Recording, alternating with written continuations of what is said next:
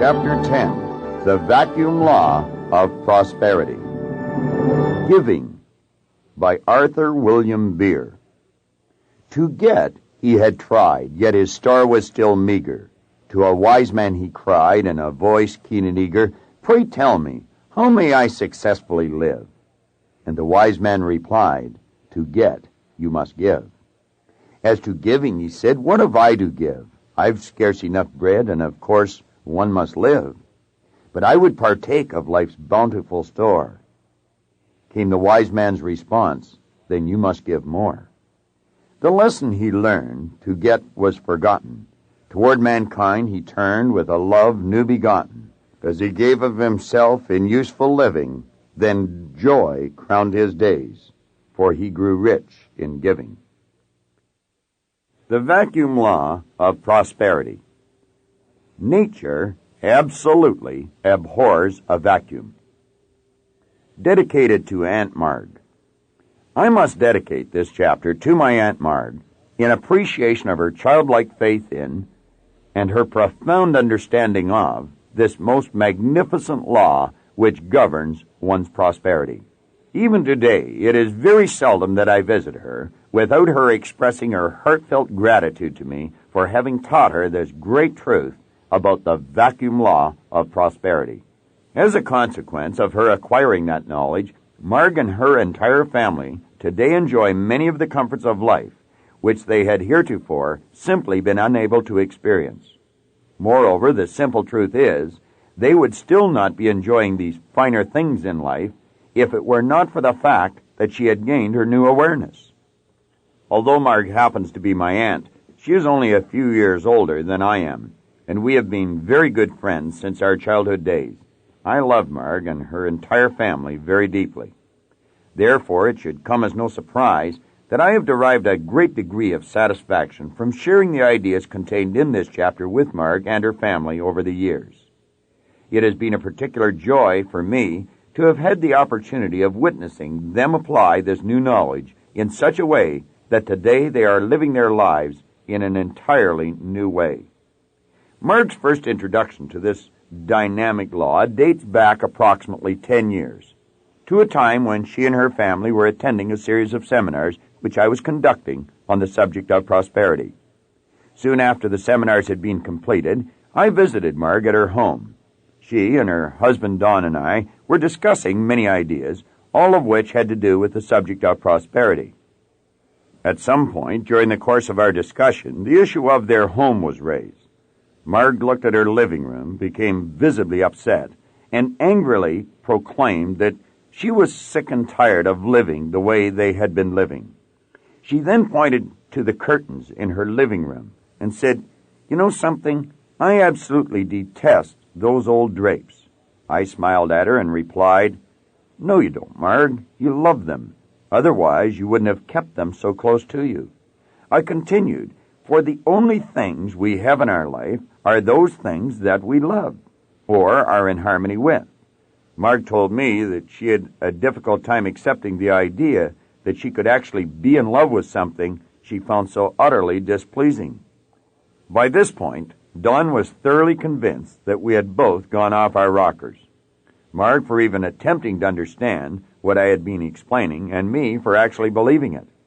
Nevertheless, I continued with my explanation, and I informed them that if a person remains continually in close proximity with something, be it another person or object, it can only be because the person is in harmonious vibration with them or it. The reason I could say this, I explained, was that love is just another word for resonance or harmonious vibration. I told them, finally, that what I had just stated was a law of the universe. Whether or not they fully understood it or even believed it made absolutely no difference whatsoever. I explained to Marg that if it was true she really did detest the drapes, as she claimed she did, she would already have taken them down, had them cleaned, and given them away to the crippled civilians, the Salvation Army, St. Vincent de Paul, or some charity that would have been able to put them to good use. Don looked at me in a state of bewilderment. Then he firmly asserted that she's not taking those drapes down because we have nothing to replace them with, nor can we afford to purchase a replacement. I can remember saying to him in reply, "Don, please understand, you will never hang new drapes or new curtains until you have first made a space for them. Indeed," I continued, "the real secret behind the vacuum law of prosperity lies in the fact that by giving the old drapes away, you would automatically have been making room for the new.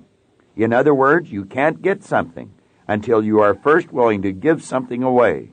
Bear in mind, however, that giving means letting go of completely or totally abandoning to another.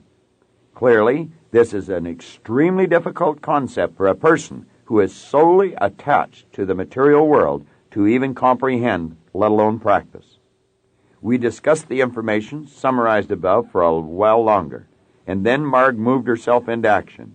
She began by taking down the living room drapes, which she had looked at in anger for so many years. By doing this, she was immediately ridding herself of the source of so many years of frustration. For every time she looked at or even thought about those drapes, a very negative image would instantly flash across the screen of her mind. She would then move herself into a negative vibration and therefore begin to attract more of what she did not want into her life. As she started removing the drapes from their hooks, Dawn came very near to exploding in a fit of rage. Nevertheless, Marg would not back down, even in the face of this tremendous opposition, and she continued to act on the idea which I had planted in her mind. Dawn's response at this point was to say, "Well, I guess we're going to have to buy some new ones now, whether I like it or not." I then explained to them that they should not worry about how they would obtain the new drapes at this juncture. The important thing was that they would soon have what they needed. The reason this was so, I explained, is not really all that difficult to comprehend.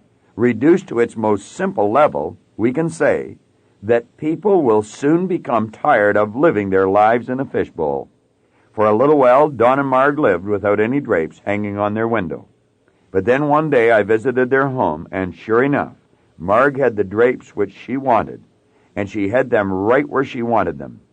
Little by little, the awareness of this great truth had begun to creep into her consciousness. It wasn't long after this that there was no furniture left in their living room. Marg had become tired of living with it after so many years, so she simply gave it away. By doing so, she automatically created the space she required for the good which she desired. Soon their entire home had been completely refurnished and redecorated, and now she has it just the way she wants it.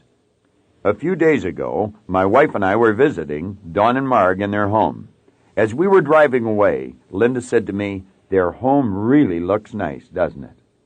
I couldn't help but smile, knowing the background and having been an integral part of the many battles which had taken place each time something else had been given away. The last time I spoke to Marg on the telephone, she said, "Isn't it incredible what a tremendous difference a little bit of knowledge can make in your life? You only have to learn a little bit to receive so much." That statement is oh so true, for a little bit of awareness does make a tremendous difference in results. Therefore ask yourself, what do you have lying around you that you really don't like? Then ask yourself, why don't you just package it up and give it away, and thereby make space for the good that you really do desire? Remember, this law which I have been discussing applies to every aspect of your life. On numerous occasions during the course of my seminars, I have discussed this law. I have explained to audiences that although almost everyone likes to have new clothes, most people have no room in their closets for hanging any new clothes. In fact, when you hang something in your closet, you probably have to push other clothes aside just to fit another hanger on the bar. The irony is, however, that many of the clothes that are hanging in your closet you probably don't even wear. In saying this, I am well aware that some of your clothes may have been expensive, so you are rather reluctant to dispose of them. However, you know as well as I do that some of the clothes which you have hanging in your closet are hanging there simply because they don't feel comfortable to you when you do put them on. There is something about them that you do not like. Therefore, I would strongly suggest you simply give them away. By doing this, you will automatically be making room for the new clothes which are inevitably going to follow. Set the following project for yourself, and then carry it out right now. Check your clothes closet very carefully, as if with a fine-tooth comb, and then remove all of the clothes you no longer wear. Once you have done this, simply give them away. By doing this, you will thereby create a vacuum or void. Moreover, since nature abhors a vacuum, it will only be a relatively short period of time before your closet is once again full of clothes. Only this time, however, it will be full of the clothes that you really do want to wear. The process which I have been alluding to herein is a never-ending one. Therefore, it is something which you should plan to practice all the days of your life. In other words, you must continually be making space for the good which you desire. Keep this information constantly in the forefront of your mind, for the crucial element in this vacuum law of prosperity is that you must let go of the old before you will ever make room for the new. Another word of caution, never sell the articles which you no longer want. Just give them away. I realize this advice might run contrary to the way in which you have been conditioned to live your life, but you must understand that in giving, you will also be receiving. On the other hand, however, if you sell the articles, the money which you receive for them will be all that you will get in the bargain. This may sound like a rather peculiar approach to take, but it is nonetheless the proper one. Please understand, moreover, you can never give too much of anything. Nevertheless, when you do give, fully expect to receive something in return. Very rarely will you receive from that source to which you gave, but receive you must, just as surely as rain must fall when two clouds collide. Therefore, gaining a good grounding in this universal law will be a great personal benefit to you. Remember also that you are not working with specific individuals or with specific things. Rather, you are dealing with an infinite power which operates in a very exact way. As a consequence, whenever we wish to receive anything new into our life, we must trigger the process by making room for it. This law applies not only to our physical world, but also to our mental domain. So understand that whenever we wish to entertain new ideas, we must first be willing to let go of or to challenge some of our old ones. Unfortunately, there is a very large segment of the population which has an exceedingly difficult time achieving this end. Because of this, these troubled individuals often entertain opposing or contradictory ideas at one and the same time. They live their entire lives in a state of oscillation, thinking, do it, don't do it, do it, don't do it, do it, don't do it, etc. This mental state is commonly referred to as indecision, and it leads to considerable mental anguish and confusion. Be aware that indecision or confusion can be one of the greatest, if not the greatest, cause of people being held back from accomplishing great things in their lives. Why we hold on to the old? Why is it that we hold on so strongly to old ideas or to old things? I have no doubt that you will agree this is an intriguing question. In fact, it is so intriguing that if you were to ask 1,000 different people this same question, you would probably obtain enough answers to fill a book.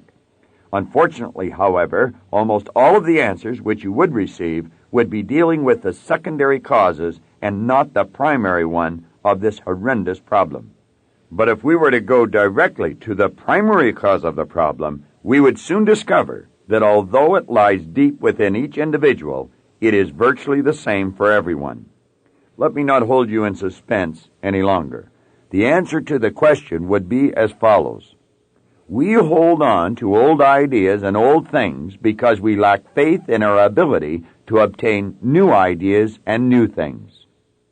This, of course, leads to a condition of insecurity, which stems at its root from an inability to understand who and what you are, and a lack of awareness of your true relationship with the infinite power will always leave you with a distorted image of yourself. Therefore, you must reach the point where you realize that your true self knows no limits, that in truth, You are quite capable of having, doing, or being virtually anything you desire to be. But when individuals fail to appreciate this basic truth, when they are honestly convinced that their supply is limited and that their real security lies in money or things, they will be afraid to try anything new. Indeed, it takes no great wisdom to understand that they will want to hold on to what they already have, and then they will want to accumulate even more of the same. If you so desire, you may put this vacuum law of prosperity to a very simple and practical test yourself. Just take an ordinary cup of water and set it on a table or on your desk. Then ask yourself whether you are able to put anything else where that cup rests. The answer, of course, is that you cannot, at least not until you remove the cup. Moreover, the same principle exactly holds true with respect to a piece of furniture. Therefore, as long as your sofa sits where it is presently sitting, you cannot put a new sofa in its place. Similarly, as long as your clothes hang where they are hanging, you cannot put new clothes in their place. The identical principle is also applicable in the realm of ideas. For example, if you have one idea in your mind suggesting you should be traveling east, and then all of a sudden another idea pops into your mind suggesting you should be traveling west, it goes without saying that you will be placed in a serious bind. For there is absolutely no way that you can travel in both directions simultaneously. Clearly, it is absolutely essential that you let go of one idea before you can move yourself into action on the other. The reason for this, as we have already stated, is that nature truly abhors a vacuum. Therefore, if you sincerely desire to receive something which is new, you must first make room for it by ridding yourself of that which is old. This is an ironclad law of life, and yet you might encounter one person in 1,000 who truly understands it. Nevertheless, when you do encounter that one person in 1,000, you will see before you someone who not only lives in extreme comfort today, but someone who is also moving ahead in life each day and at a fairly rapid rate of speed. So put the law to the test in your own life. Use the ideas contained in the various chapters of this book, and you will find that the law works every time. It never fails. Remove the kinks from your mind. Spirit never expresses itself other than perfectly. Therefore, whatever imperfection does exist, it is always the result of our individual or collective modes of thinking. Since this is true, it is not necessary that you hold on to anything for fear of losing it. In fact, the truth is you will never truly enjoy anything you must hold on to, because freedom in all areas of your life is absolutely essential if you are to grow into the truly great human being who you are quite capable of one day becoming. Stated slightly differently, we can say that energy must flow through you freely without any obstructions if you are to achieve the good which you desire. At this point, you may be asking yourself, what are these obstructions that I have been referring to? Let me list some of them for you for your edification. They include doubt, guilt, resentment, and any thought of lack or limitation. They include any negative ideas which have a tendency to block the flow of creative energy to and through you. For example, you might very well be attempting to get a beautiful image in your mind which would cause you to feel wonderful, and yet because of these inhibitors, as they are sometimes called, you end up with nothing but frustration. Your problem, whether you realize it or not, is that you haven't created the space for the beautiful image which you are trying to create. Therefore, you must resolve yourself to letting go of these obstructions, to enable you to make space for the good which you desire. You should visualize your body as being an instrument through which a non-physical creative energy flows. You should then liken it to an ordinary garden hose, which you may be using to water the garden at the back of your home. Suppose for a moment that you decide to water the flower bed in the front of your home. In order to accomplish this, you must drag the hose to the front of the house. But while you are dragging it, suppose that you form a loop in the hose, and as you pull on it, unbeknownst to you, it kinks. Clearly, although there is an abundance of water at the source, the water will just be trickling out of the hose, a drop at a time, onto the flower bed.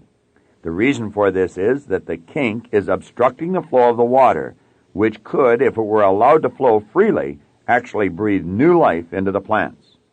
In a similar manner, these negative concepts which you hold in your mind are obstructing the flow of energy which could, if it were given a chance to, breathe new life into you and into your results in life. In the case of the garden hose, you would immediately investigate to find the cause of the interrupted flow of water. Once you found the kink, you would then proceed to remove it, so the water could resume flowing freely in a steady stream. Now be aware of this. The process that I have described for the garden hose is exactly the same process that you must undertake yourself with respect to your marvelous mind. That is to say, you must let go of all of the obstructions that are hampering you. Release the mental kinks, and you will immediately find that there is no lack of creative energy at the source. In truth, there never has been any, and there never will be any. The mental kinks, which you have carelessly and very likely unconsciously built, are what are actually limiting the flow of the life-giving power which ultimately transform your life into results. Each chapter in this book highlighted various concepts which you must begin to use if you are to enjoy the benefits that may be derived by simply permitting this power to flow freely through you. You have now read the entire book. I would like to suggest, therefore, that you go back to the beginning of the book to compare the results you are presently obtaining in your life with the results you could obtain were you to make proper use of each idea. Study each chapter very seriously, but in a relaxed state, and keep acting on each idea until it becomes a fixed part of your personality. Remember, regardless of how the results of your life may presently appear to you, you have truly been born rich. For God's gift to you is more talent and ability than you will ever use in one lifetime. Your gift to God is to develop and utilize as much of that talent and ability as you can in this lifetime. The beginning. Quality is not expensive, it's priceless.